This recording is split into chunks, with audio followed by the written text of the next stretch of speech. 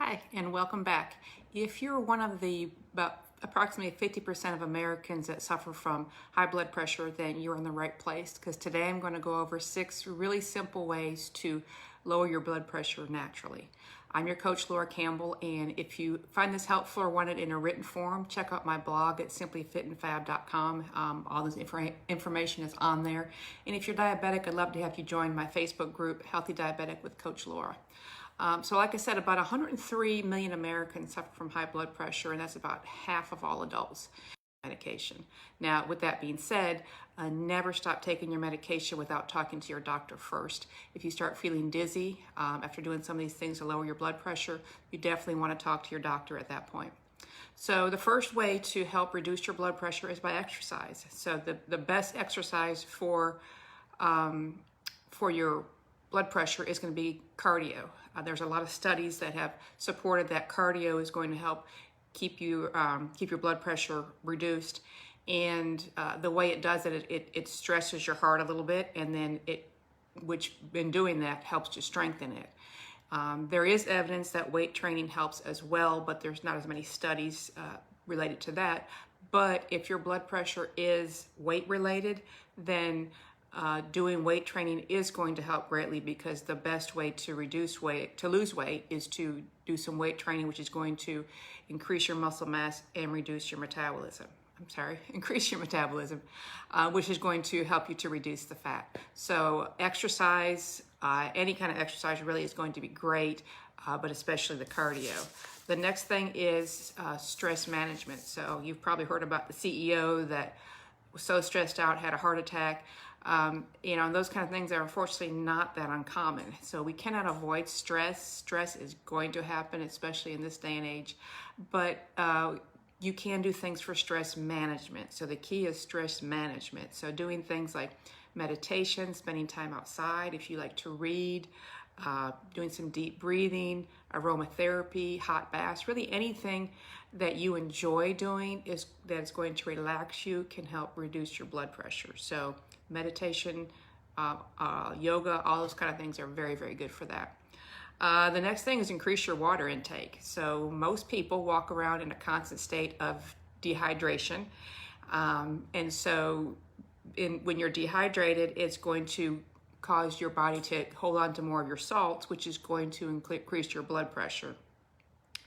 So your blood is mostly water. So if you're not getting enough water, your blood kind of gets thick and it doesn't flow through your veins and arteries and your heart as well, which again raises your blood pressure. So just a simple act of drinking more water can significantly reduce your blood pressure.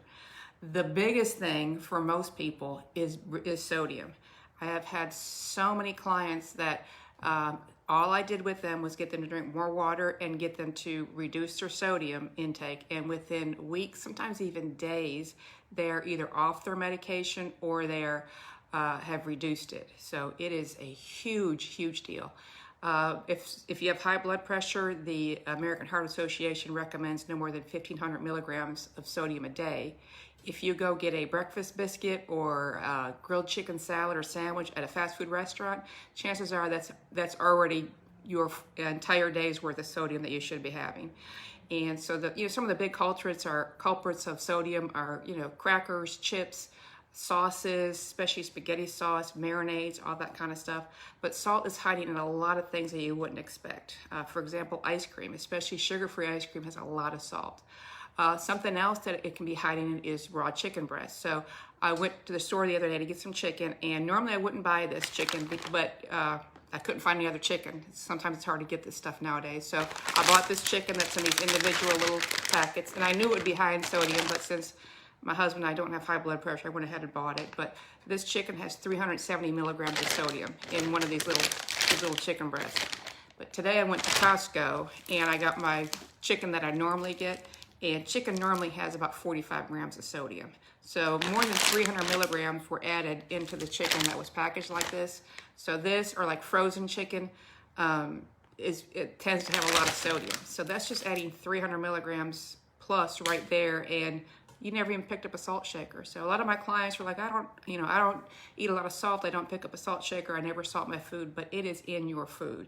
anything boxed, packaged, fast food, restaurants, very high in sodium. So just the act of cutting back on that salt, reading the labels, drinking more water, pretty much all of my clients have gotten off of blood pressure medication. So, but again, never stop taking it unless you talk to your doctor first.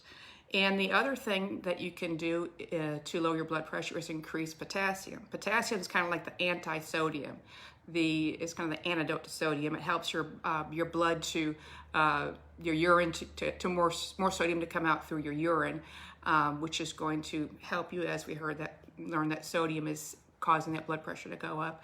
And of course, you probably know bananas are high in potassium, but what's even higher in potassium are potatoes and sweet potatoes. So those are some of the best sources of potassium to help lower that blood pressure. And then the last thing is consider taking a supplement. Now, if you're on blood pressure medication, you need to be very careful because these supplements will lower your blood pressure most likely, and we don't want it to get too low because it can cause dizziness, faintness. So stay in close contact with your doctor, talk to him or her before you take any of these.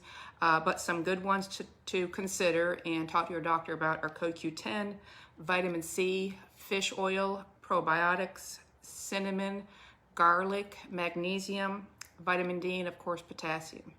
So, these are all very natural, simple ways that I've given you to help reduce your blood pressure. So I hope that this helps. And again, stay in close contact with your doctor. Talk to him or her about what you're doing if you're on medication. And just be aware, these things are designed to lower your blood pressure. So if you're on medication and it gets too low, then it's time to talk to your doctor about reducing or getting off the medication. So, and again, if you want this printed out and want to read it, it's on my blog this week, simplyfitandfab.com. And again, diabetic, I'd love to have you join my Facebook group, Healthy Diabetic with Coach Laura. Until next time, I hope you have a great week, and I will see you next time.